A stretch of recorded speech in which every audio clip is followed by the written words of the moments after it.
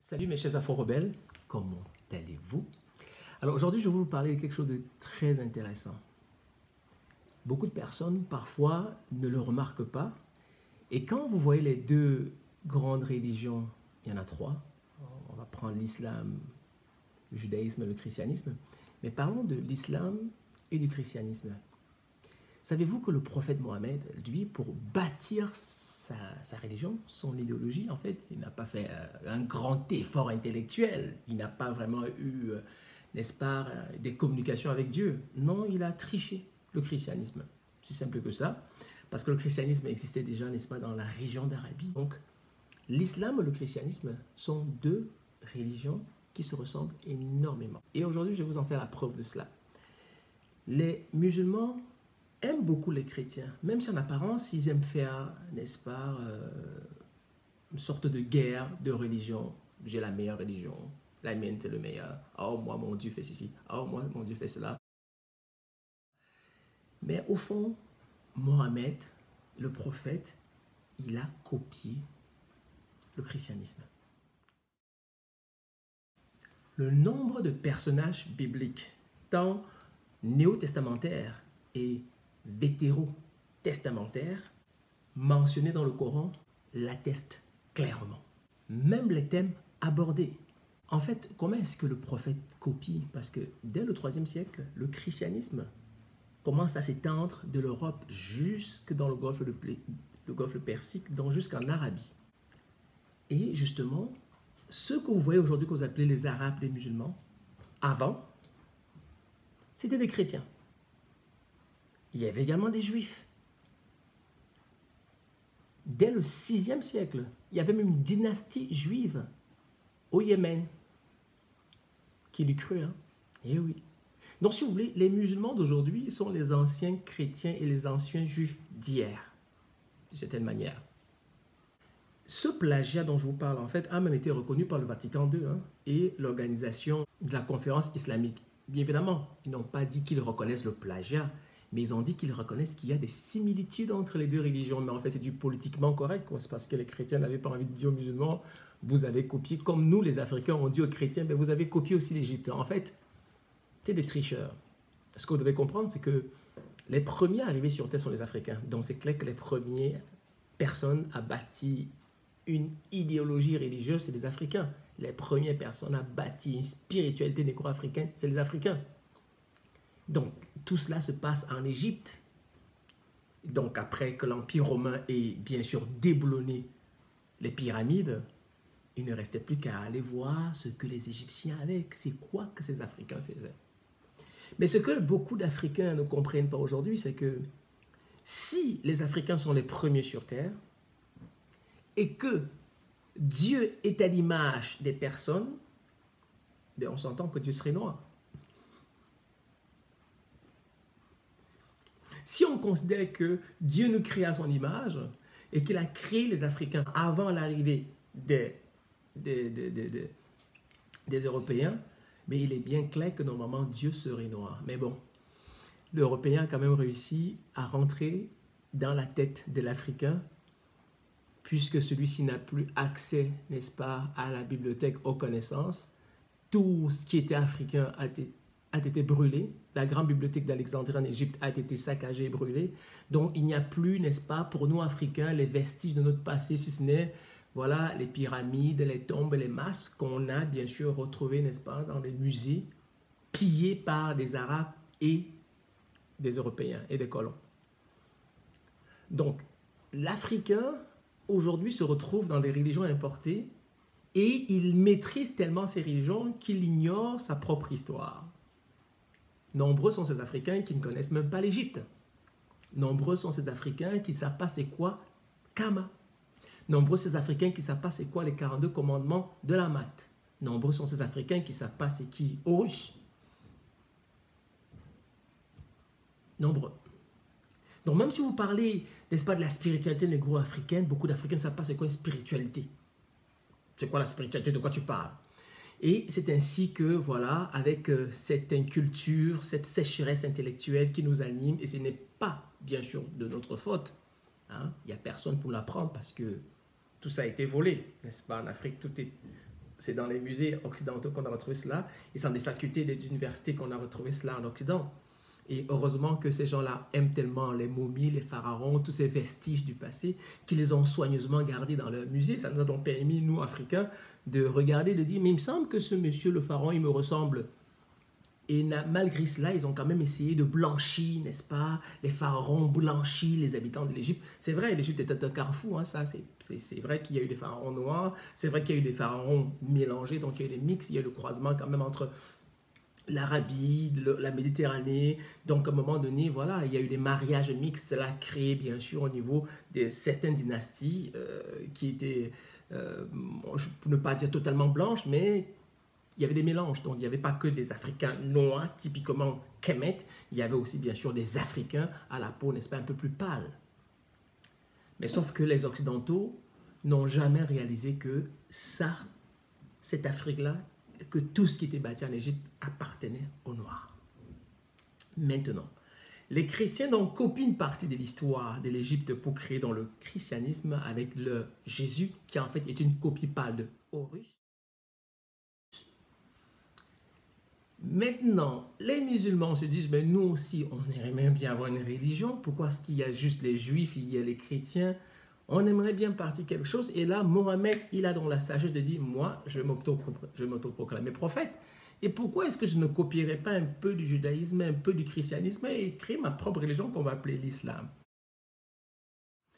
Alors, on va copier la Bible, on va l'appeler le Coran. Ainsi, on va ramasser un peu les mêmes histoires qu'on va changer un tout petit peu, mais somme toute, ça va être notre part de religion. On va remplacer, n'est-ce pas, la croix de Jésus par le croissant. C'est comme cela que Mohammed, en fait, colporte un peu, n'est-ce pas, sa part de religion. Les intellectuels comme Louis Massignon, Mohamed Talbi ou Jamen Ben Stali vont reconnaître en effet qu'il y a des similitudes entre le christianisme et l'islam. Et ça, c'est totalement différent. Lorsque vous prenez par exemple le Veda de l'hindouisme, vous n'allez pas retrouver de ressemblance. Il n'y a pas dans l'hindouisme des personnages du Coran ou du christianisme qu'on retrouve là-dedans. Non. Même chose pour la Tripitaka du bouddhisme. Donc, il y a quand même une différence entre l'hindouisme et le bouddhisme. Il y a une différence entre l'islam et l'hindouisme. Il y a une différence entre l'islam et le bouddhisme. Mais il y a des similitudes entre l'islam et le christianisme. Ah, c'est bizarre, non? Donc, on a envie de dire que les musulmans et les chrétiens sont quasiment des frères. Et pour ne pas frustrer les musulmans, eh bien, les intellectuels vont parler d'une familiarité islamo-chrétienne. Mais Afro-Rebelle appelle ça plagiat, tricherie. Sachez que le christianisme et le judaïsme étaient quelquefois présents dans le pourtour nord de l'Arabie. On parle ici de la Palestine, la Syrie, l'Irak. Il y avait au niveau de ces contrées beaucoup de tribus arabes chrétiennes. Au niveau du pourtour méridional, c'est-à-dire dans le Yémen, il y avait un mélange d'arabes juifs et d'arabes chrétiens. Donc il y avait un mix entre les chrétiens et les juifs. D'ailleurs, au VIe siècle, dans le Yémen, régnait une dynastie totalement juive. C'est quand même assez bizarre. Le Yémen que vous connaissez aujourd'hui, qui est devenu le pays de l'ibadisme, eh bien, il y avait au VIe siècle une dynastie juive. D'ailleurs, c'est un peu comme quand vous regardez l'Égypte aujourd'hui. L'Égypte aujourd'hui, c'est les Arabes. Quand on voit les Égyptiens qui sont là, ils se prennent pour des Égyptiens, mais c'est un pays de Noirs. Là, on fait revenir, n'est-ce pas, dans des musées, les sarcophages des pharaons. Et quand on regarde ça, on se dit, c'est pas possible. Ça, c'est le pays des Noirs. Aujourd'hui, regardez les gens qui sont là. Ah, les Égyptiens. Il y a des Égyptiens. Nous, les Noirs, on regarde ça, puis on fait comme... Je ne comprends pas pourquoi on ne peut pas faire un coup d'État et on prend l'Égypte là, puis on réinstalle les Noirs. Ça fait quoi? En 631, un an, je pense, avant la mort du prophète, les chrétiens qui sont tellement nombreux dans le Yémen vont demander au prophète s'il pouvait célébrer une messe à la Mecque en 631. Vous imaginez-vous? Donc, les chrétiens et les musulmans, ce sont des amis depuis très longtemps. Je ne sais pas pourquoi ils essaient parfois, n'est-ce pas, de se créer une animosité, mais en fait, les deux, c'est des amis. C'est des amis. Les chrétiens, en 631, avant la mort du prophète, pouvaient célébrer une messe dans une mosquée. Vous imaginez-vous?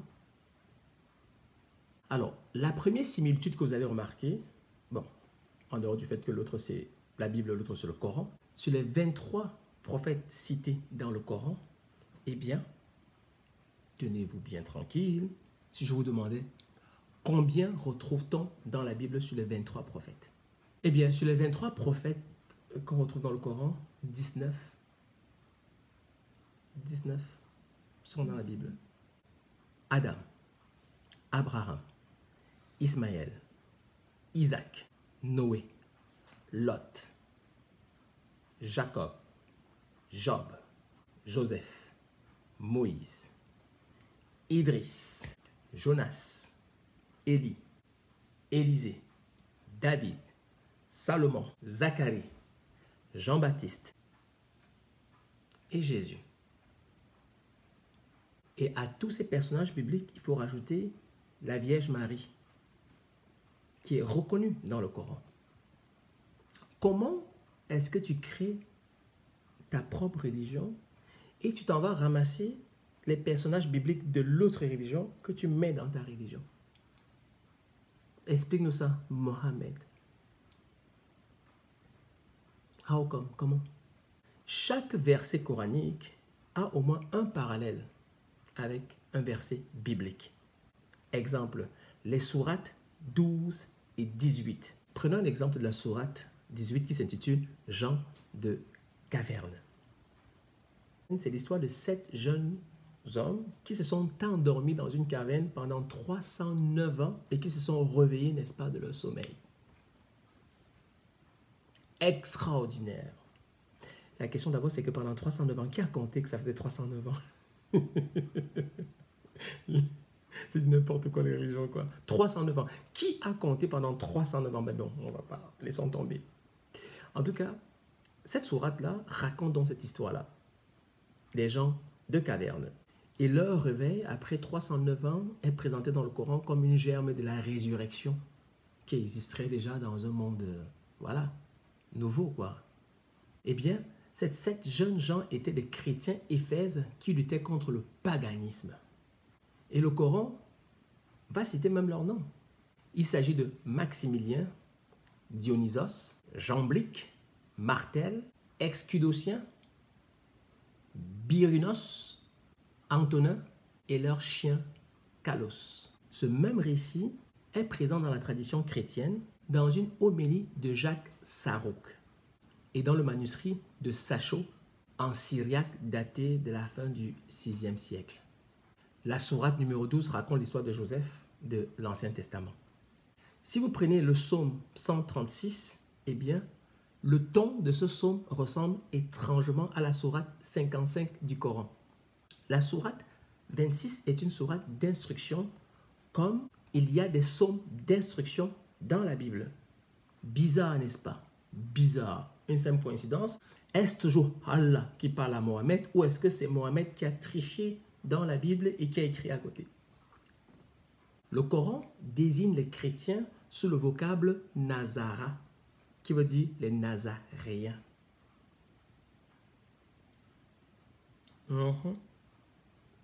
Comment ça? Où est-ce qu'ils ont appris ça? Ils ont vu ça où? Est-ce que ça leur est tombé du ciel? Ah, ils ont trouvé dans la Bible. Ils ont juste copié. Ce qui est très intéressant, c'est que dans le Coran, Jésus n'est pas mort sur la croix. Donc, tu crées ta religion et tu t'en vas contredire l'autre. Et puis nous, aujourd'hui, à Fort-Rebelle, on nous demande de ne même pas contredire, encore moins critiquer l'islam. Mais Mohammed, il a eu le culot de reconnaître que Jésus n'est pas mort sur la croix. Il est juste mort en apparence. Et Dieu l'a élevé dans le ciel. Donc, les musulmans sont comme témoins. Attendez, comment se fait-il que vous reconnaissez que Jésus n'est pas mort sur la croix? Quand les chrétiens disent qu'il est mort sur la croix, qui ment? Qui ment? Donc, ils reconnaissent la résurrection. C'est quand même bizarre. Hein? Je ne comprends pas pourquoi tu fais ta religion puis tu t'intéresses. Pourquoi tu ne te mêles pas à tes affaires, Mohamed? Pourquoi tu ne te mêles pas à tes affaires? Pourquoi tu ne te mêles pas à tes affaires? Tu fais ta religion, pourquoi tu vas copier les affaires des chrétiens? En plus, même tu dis que les chrétiens, en principe, ça aurait dû faire une guerre. Les chrétiens auraient dû se fâcher. Parce que les chrétiens, ils auraient toutes les raisons de se fâcher, non? Puisque tu viens contredire En plus, tu dis qu'il n'est même pas mort crucifié. Chrétiens, si c'est vrai, les musulmans vous ont trahi. Dans le Coran, il y a un Jésus. Hein? Oui, et le Jésus du Coran, c'est un Jésus savant. Et ce Jésus du Coran, il est beaucoup plus proche des évangiles apocryphes que le Jésus des évangiles canoniques. Bizarre, bizarre, bizarre. Les musulmans reconnaissent même un Jésus savant, mais qui n'a rien à voir avec des évangiles canoniques, mais qui est beaucoup plus proche des évangiles d'apocryphes.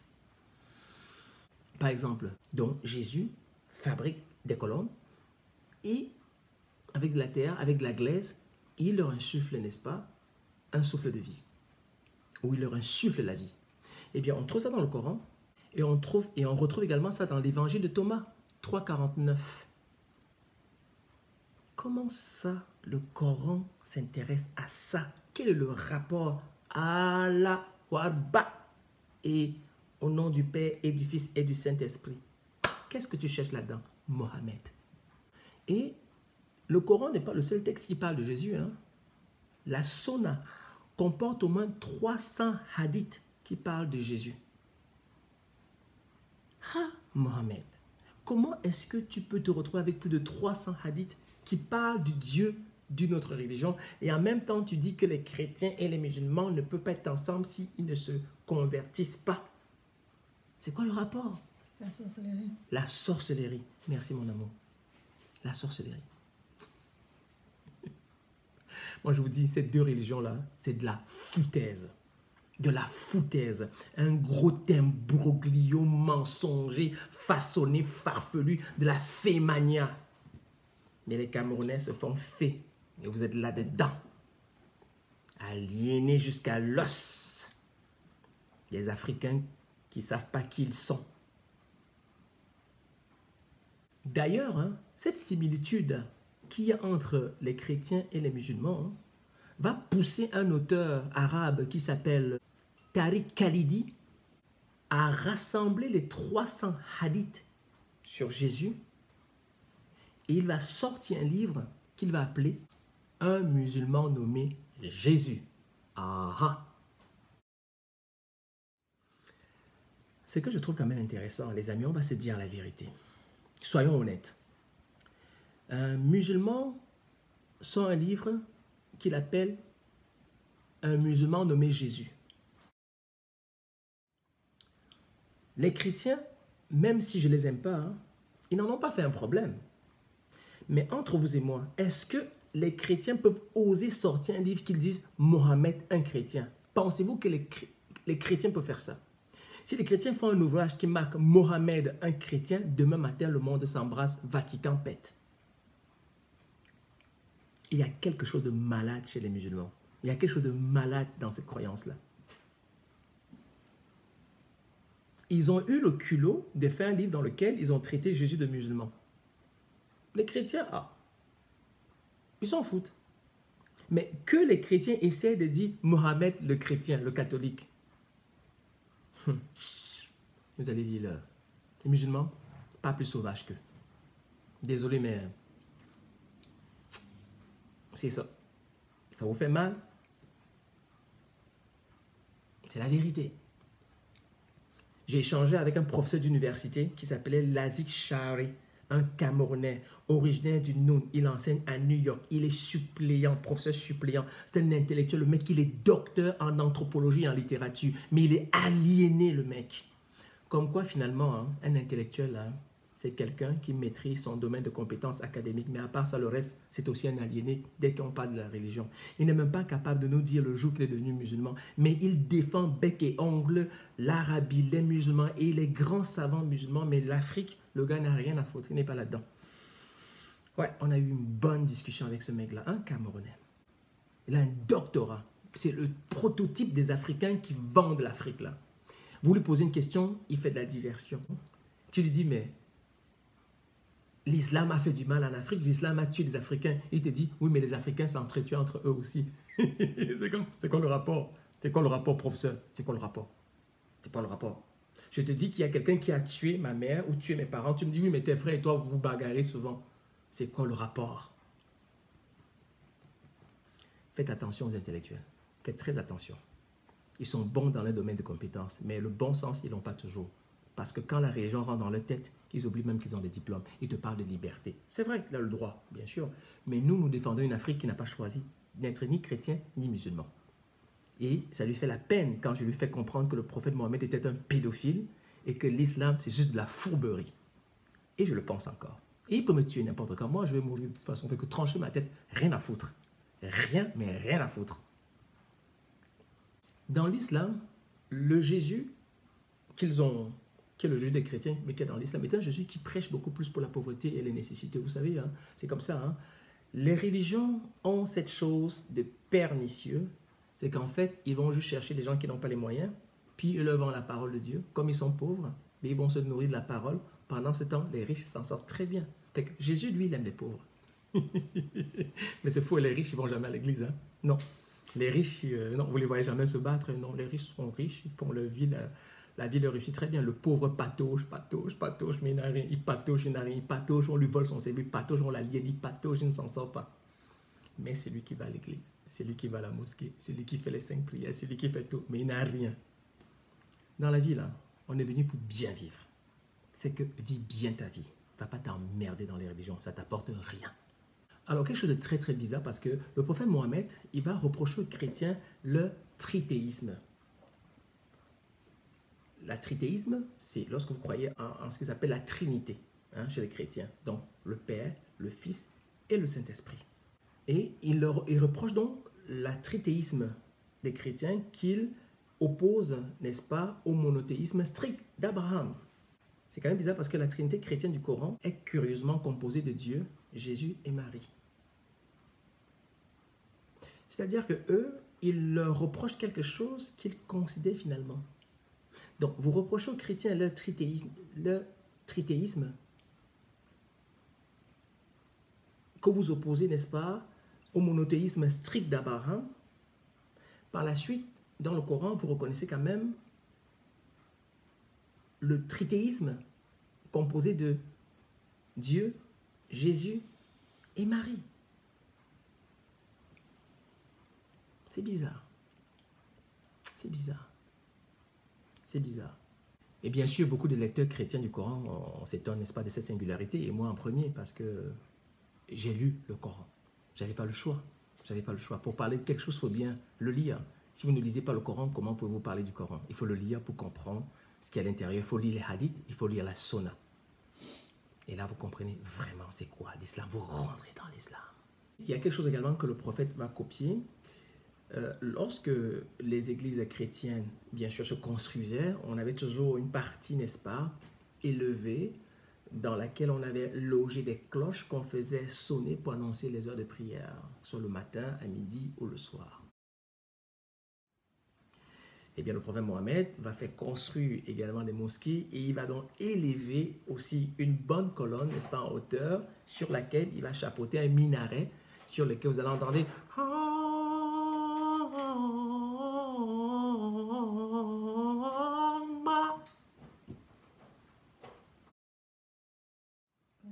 l'islam. Ça, c'est une copie du christianisme. D'ailleurs, en Tunisie, si j'ai bonne mémoire, au 8e siècle, il y a encore jusqu'à aujourd'hui une des plus vieilles mosquées du monde. Quand la Tunisie était encore carthaginoise, là, vous savez, quand c'était les Carthaginois, elle était encore là, 8e siècle, elle est là jusqu'à aujourd'hui. Et vous avez encore, n'est-ce pas, un minaret au-dessus, sur lequel vous pouvez encore entendre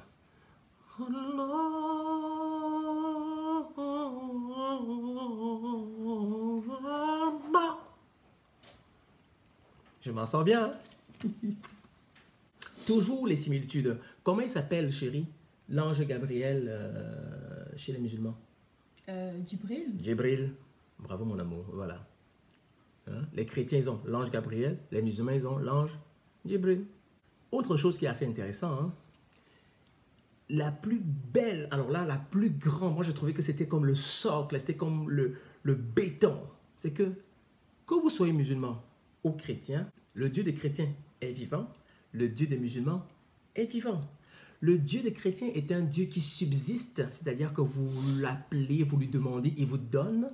Le Dieu du musulman, aussi un Dieu qui subsiste, donc vous l'appelez, vous lui demandez, il vous donne. Vous fournissez le fameux frappez et on vous ouvrira, demandez et on vous donnera. Même chose chez les chrétiens, même chose dans l'islam. Le Dieu des chrétiens est un Dieu miséricordieux. Le Dieu des musulmans, il est, mon amour, miséricordieux. Le Dieu des chrétiens, il est tout-puissant, chérie. Le Dieu des musulmans, il est Tout-puissant. tout-puissant. Le Dieu des chrétiens a créé le ciel et la terre. Chérie, le Dieu des musulmans, il a créé Le ciel et la terre. le ciel et la terre. Vraiment, c'est lequel des dieux qui est le vrai Dieu?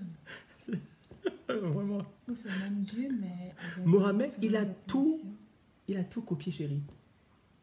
Chez les chrétiens. Le Dieu des chrétiens a parlé aux hommes, il a parlé, n'est-ce pas, à tous ses prophètes. Et le Dieu de musulmans, il a aussi parlé, À tous ces prophètes. et surtout à Mohamed. C'est fou, hein? Ouais. Ok, attends, non. Mohamed, c'est lui qui a parlé avec Allah. Mhm. Elle a lui confié les affaires. Ah ouais, mais c'est pour ça qu'il est un prophète, non? On peut pas être fou comme ça. De la vraie folie. De la vraie folie. Du n'importe quoi. Évidemment, le Dieu des chrétiens est un Dieu qui punit, qui récompense. Le Dieu des musulmans est un Dieu qui punit et qui... Récompense. Terrible, terrible. Même chose. Pari passu. Mais ce qui est très drôle, hein, c'est que Marie et tout ça, tu sais ce que les musulmans font? Ils ont décidé qu'ils ne reconnaissaient pas Jésus comme Dieu. Ok. Mais pourquoi avaient-ils besoin de reconnaître Jésus comme Dieu? Ce n'est pas leur religion. Pas tout. Mais pourquoi avait-il besoin de faire ce marquage-là et de dire, nous, on ne reconnaît pas Jésus comme Dieu? Tu sais, je ne comprends pas de quoi se mêle l'islam dans les affaires des chrétiens. Je ne comprends pas, chérie, c'est quoi le problème? Ils ne reconnaissent pas Jésus comme étant le Dieu des chrétiens. C'est quoi ton problème? C'est quoi ton problème? Donc, quelqu'un fait sa bêtise, toi, tu viens faire ta part de bêtise en critiquant la bêtise de l'autre. Fait que tu te prends pour le plus intelligent, Mohamed. Terrible. Par contre, quelque chose que je trouvais quand même assez aberrant, c'est que le prophète, il a quand même épousé une fille de 5 ans qu'il appelait Aïcha. Il était polygame. Hey chérie, est-ce que tu sais la plus grande divergence entre les musulmans et les chrétiens? Bah, c'est que Mohamed était un pédophile. Pas seulement ça, c'est que l'islam approuve la polygamie Oh, bah oui, toi. et le christianisme, Non. non. Et voilà. Ce que vous pouvez faire pour vous-même faire le travail que je fais, c'est un travail de recherche, c'est même pas compliqué. Vous prenez le torchon qu'on appelle la Bible, vous prenez un autre torchon qu'on appelle le Coran, vous les ouvrez les torchons et vous lisez de temps en temps et vous allez voir, je vous ai donné des sourates 26, sourate 55, sourate 12, sourate 18, il y en a beaucoup honnêtement, il y en a vraiment beaucoup. L'ange Gabriel, l'ange Djibril, le minaret avec la cloche, comment dire, la chanson pour les musulmans pour appeler la prière et bien sûr avec la cloche pour les chrétiens pour appeler la prière. Et bien évidemment, le christianisme est là depuis le 3e siècle alors que l'islam arrive, n'est-ce pas, au 6e avec Mohamed. Mohamed est né en 570. Je pense qu'il meurt en 632, alors que le christianisme, c'est depuis, n'est-ce pas, l'an 30, je pense, qu'il commence déjà à monter cette histoire-là. Donc, grosso modo, voilà. Et bien sûr, les Africains dans tout ça. Bien, nous autres dans tout ça, on regarde ça, puis on rit à gorge déployée. Parce que ces deux dites religions ne sont pas des religions. Vous avez compris, ce sont des sectes. Ce sont des sectes. C'est un groupe d'individus qui partagent la même doctrine. Ce sont des sectes. Et bien sûr, comme toutes les sectes, il y a toujours l'histoire de sexe et de sang et d'assassinat et de proxénétisme forcé. Et tant et aussi longtemps que vous n'allez pas nous prouver que vos sectes apportent la paix, eh bien, nous autres en Afrique, nous allons continuer à vous dire que nous sommes les premiers humains sur Terre. Par conséquent, vos religions de merde ne nous intéressent point. Et nous allons nous battre comme ça, en tant qu'Africains, afin qu'un jour, nous puissions intervenir au niveau des législations et de faire comprendre que les religions aliènent mais beaucoup d'Africains. Les religions sont comme du pain béni pour beaucoup d'Africains. Et que ce mensonge institutionnalisé, ce mensonge étatique, qui fait de ces religions, n'est-ce pas, quelque chose de normal et d'objectif, eh bien, on va arriver, nous autres Africains, à faire comprendre à nos États qu'il serait peut-être plus intelligent de criminaliser les religions et d'interdire aux enfants d'y avoir accès, pas avant l'âge de 21 ans.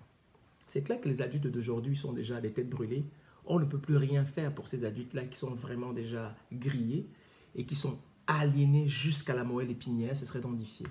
En revanche, si vous prenez Opération 21 ans et qu'à partir de 2025, par exemple, dans les pays, l'enseignement religieux, l'islam, le christianisme ou toute forme de religion était interdit, et que cet enseignement-là, n'est-ce pas, ne pouvait être dispensé que par, ne pouvait être choisi que par des adultes, mais à l'âge de 21 ans, à ce moment-là, ils pourraient aller peut-être dans des églises, eh bien, ce serait peut-être mieux, on pourra ainsi sauver une jeune génération d'Africains qui grandirait sans avoir vraiment les chaînes, n'est-ce pas, du dogmatisme, n'est-ce pas, de l'aliénation, et qui pourraient, n'est-ce pas, vivre aisément leur vie tout en comptant sur eux que de compter sur un supposé Dieu qui les aiderait. On gagnerait également à enseigner l'histoire générale de l'Afrique. Beaucoup d'Africains ne savent pas ce que c'est que l'histoire générale de l'Afrique, mais c'est 8 tomes de 800 pages, n'est-ce pas, chacun, et qui permet ainsi d'édifier les Africains sur leur histoire. Beaucoup de ministères de l'éducation nationale dans les pays d'Afrique francophone subsaharienne ne dispensent pas des vrais cours sur l'histoire de l'Afrique. Beaucoup d'Africains maîtrisent donc mieux la Bible que leur propre histoire. Ce qui a dans l'effet contraire, c'est que nous défendons beaucoup les religions importées et nous défendons moins l'histoire générale de l'Afrique. Beaucoup d'Africains également sont, n'est-ce pas, les premiers à diaboliser leurs propres traditions. Si vous parlez des cultes des crânes, que vous parlez des cultes des os, que vous parlez des cultes sur certains animaux qui sont souvent des totems, beaucoup d'Africains qui ne connaissent rien là-dedans sont les premiers donc à négliger cela et à critiquer. Puis, il y a beaucoup d'Africains qui disent qu'ils ne veulent pas être comme leur grand-père, mais ce qu'ils oublient, c'est qu'ils sont justement leur grand-père. Vous êtes votre grand-père en une autre personne, puisque si vous êtes vivant, c'est bien parce que vous venez de quelqu'un. Et si vous venez de quelqu'un, bien logiquement, c'est important de rendre grâce à la personne, n'est-ce pas, dont on précède. Et beaucoup d'Africains ne le comprennent pas. Alors ça, il faut donc un travail, n'est-ce pas, de déboulonnement pour essayer de permettre à ce que, entre nous, nous évitions une guerre, probablement, et que nous arrivions, n'est-ce pas, à comprendre que les religions ne nous apportent rien sinon de nous aliéner, tout simplement. L'Afrique a besoin de ces enfants qui puissent être un peu comme aussi des jeunes Européens, des gens qui croient en eux, qui ont la capacité de pouvoir avancer, que d'avoir juste des gens qui récitent la Bible à journée longue comme, n'est-ce pas, des perroquets. Et le jour qu'on pourra, nous, n'est-ce pas, avoir nos pieds ancrés dans nos propres traditions, nos propres valeurs, on pourra à ce moment-là émerger dans la face du monde en ayant l'assurance de qui nous sommes. Mais tant aussi longtemps que nous allons interpréter toujours la religion de l'autre, on ne pourra jamais bâtir notre continent sur la religion ou la spiritualité de l'oppresseur. Déjà que nous parlons la langue qui n'est pas la nôtre, nous l'empruntons, ce français. Nous avons, n'est-ce pas, nos us et coutumes que nous ne célébrons pas. Nos pays ne célèbrent pas, n'est-ce pas, les arts et cultures très souvent. Eh bien, on s'est laissé tellement emporter et nos États n'ont rien fait non plus pour effacer, n'est-ce pas, le passage du colonisateur. Au contraire, beaucoup d'Africains préfèrent qu'on pérennise d'ailleurs le passage du colonisateur, alors qu'on pourrait faire mieux. Les Africains, nous méritons plus. Tous les cerveaux africains travaillent aujourd'hui pour les puissances occidentales. À ce moment-là, c'est l'Afrique qui se vide de ses cerveaux et en retour, l'Afrique est dirigée par des incompétents. Et qu'est-ce que ça fait? Ça fait de nous des âmes errantes, perdues, des gens qui se cherchent un ancrage, qui n'ont pas d'identité. Et c'est cette crise d'identité qui fait que, voyez-vous, les Africains sont perdus. Il y en a qui se réclament chrétiens, musulmans, pentecôtistes, évangélistes, témoins du Jéhovah. Et pourtant, c'est des Africains qui, à la fin de leur jour, seront enterrés auprès des ancêtres qu'ils ont ignorés toute leur vie. Alors imaginez un seul instant si, en effet, en mourant, on rencontre nos ancêtres. Qu'allez-vous raconter à votre ancêtre? Bonne journée.